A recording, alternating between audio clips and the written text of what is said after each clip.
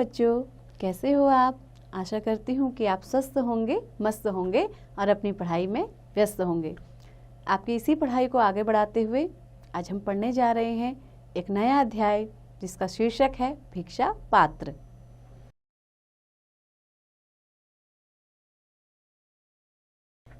देखिए, भिक्षा पात्र इसका अर्थ क्या है? भिक्षा मांगने वाला, पात्र यानी बर्तन।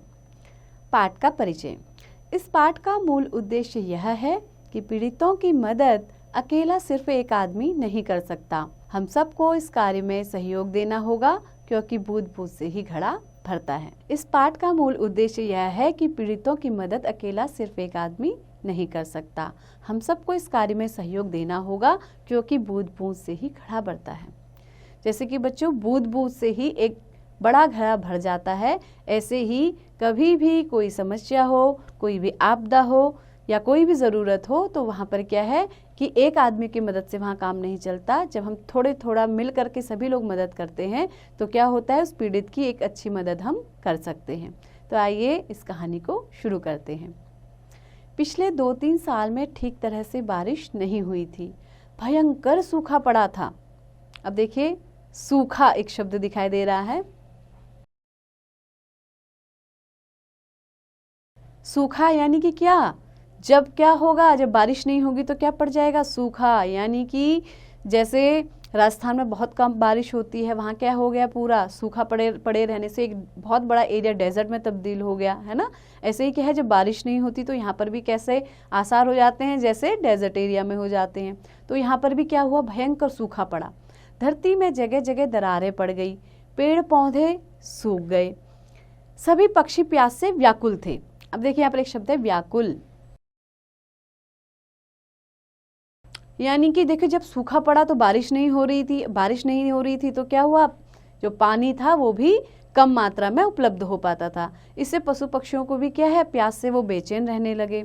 पक्षियों का कलरव भी कम ही सुनाई पड़ता था। देखिए, फिर से एक शब्द है कलरव। तो कलरव का अर्थ होता है शोर, यानी कि पक्षियों का कलरव भी कम ही सुनाई पड़ता था, उनका शोर भी आजकल कम हो गया था। न जाने भूखे प्यासे कहाँ दुबके बैठे थे। नगर में अकाल पड़ा था। देखिए, एक शब्द है अकाल।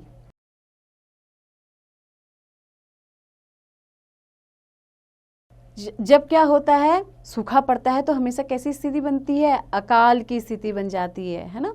जिसके पास थोड़ा बहुत अन्न था उसने बचाकर बुरे दिनों के लिए रख लिया था। प्रजा हाहाकार कर उठी। महात्मा गौतम बुद्ध से लोगों की परेशानी देखी न गई। उन्होंने अपने शिष्यों को इकट्ठा किया और नगर के धनी भक्तजनों को बुला भेजा। विनम्र स्वर में महात्मा बुद्ध ने प्रश्न किया, प्रियजनों बोलो, भूखी प्रजा को अन्न देने के लिए आप में से कौन कौन तैयार है? महात्मा बुद्ध के वचन सुन रत्नाकर सेठ का सिर लज्जा से झुक गया। देखिए, यहाँ पे एक शब्द आया है लज्जा, यानी कि शर्म। तो क्या हो गया, एक सेठ को जब गौतम बुद्ध ने कहा कि आप कौन कौन जो है मदद कर सकते हैं, तो एक सेठ ने क्या किया, अपना सर शर्म से झुका लिया। वह हाथ जोड़कर बोला, भगवान, इतने बड़े नगर के हर प्राणी तक अनाज पहुंचाना मेरे बस की बात नहीं है। अब महात्मा बुद्ध की नज़र सेनापति जयसेन पर पड़ी। जयसेन ने कहा, प्राण देने से यदि जनता को अन्न मिल जाए तो मैं पल भर में तैयार हूं। यहाँ पर एक शब्द आया जनता।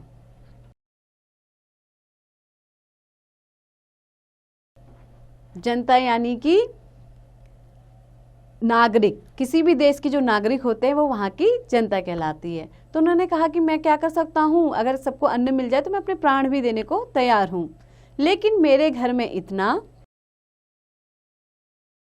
अनाज नहीं कि पूरे नगर का पेट भर सकूं। मैं अपनी जान तो दे सकता हूं, लेकिन मेरे घर में इतना अनाज है ही नहीं कि मैं क्या करूं, पूरे नगर का पेट भर सकूं। तभी धनी धर्मपाल बोल उठा, भगवान, मैं तो पहले से ही परेशानियों से दबा हूं। बारिश न होने से मेरे सब खेत सूख गए हैं। बीज के लिए रखे अनाज से किसी तरह परिवार को आधा पेट खिला पा रहा हूं। सभी एक दूसरे का मुंह देखने लगे। तभी भीड़ में से अचानक एक युवती सामने आई। वह थी महात्मा बुद्ध के प्रिय शिष्य अनाथ पिंडद की बेटी सुप्रिया। वह अत्यंत दुखी लग रही थी। आंखों से आंसू पोंछकर उसने बुद्धदेव के चरण छुए और मीठे स्वर में बोली, यह तुच्छ सेविका आपकी आज्ञा का पालन करेगी। तो देखिए यहाँ पर दो शब्द आए हैं, तुच्छ और आज्ञा।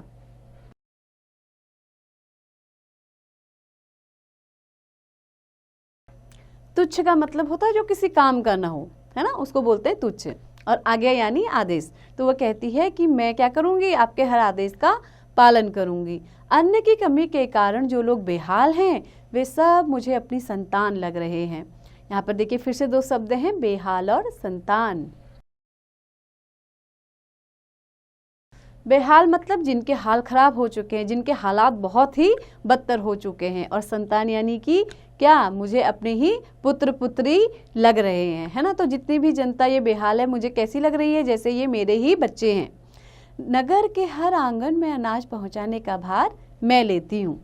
सभी आश्चर्यचकित रह गए। भला एक स्त्री इतने बड़े नगर के लोगों का पेट कैसे भरेगी। कुछ तो मन ही मन हंसने लगे, कुछ क्रोधित हो उठे। किसी ने कठोर आवाज में ताना कसा, खुद को तो दाने दाने का अभाव है, फिर इतना बड़ काम अपने सिर कैसे ले रही है। तुम्हारे घर में क्या भंडार भरे पड़े हैं। तो यहाँ पर एक शब्द आया है, अभाव। यानी कि लोगों ने उसको ताना देना शुरू किया कि भाई तेरे खुद के घर में तो अनाज है नहीं, तेरे खाने पीने के लिए तो क्या है, अनाज की कमी है। और कह रही है कि मैं सभी के घर में क्या करूंगी, अनाज पहुंचाने का काम करूंगी। सुप्रिया सबके सामने सिर झुकाकर बोली, मेरे पास कुछ नहीं, केवल भिक्षा पात्र के रूप में यह कटोरा है। तो मेरे पास क्या है, भिक्षा पात्र। भिक्षा पात्र का अर्थ है भिक्षा मांगने का बर्तन।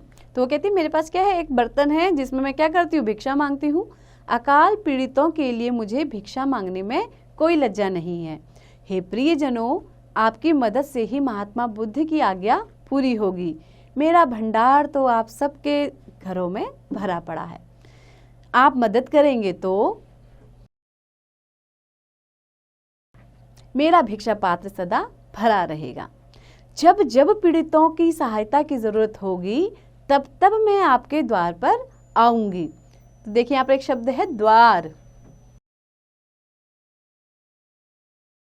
जिसका अर्थ है दरवाजा। तो वो क्या कहती है कि मेरे पास एक भिक्षा पात्र है, मैं आप सभी से थोड़ा थोड़ा भिक्षा मांगूंगी और जब भी मुझे जरूरत होगी तो मैं आपके दरवाजे पर भिक्षा मांगने आऊंगी। आप जो कुछ भी देंगे वह भूखों को खिलाऊंगी। जब तक आप जैसे धरती माँ के पुत्र हैं तब तक चिंता कैसी। महात्मा बुद्ध ने मधुर मुस्कान के साथ अपना हाथ आशीर्वाद के रूप में उठाया और बोले, तथास्तु, तुम्हारा संकल्प पूरा हो। तो देखिए यहाँ पर दो शब्द फिर से आए हैं, तथास्तु और संकल्प।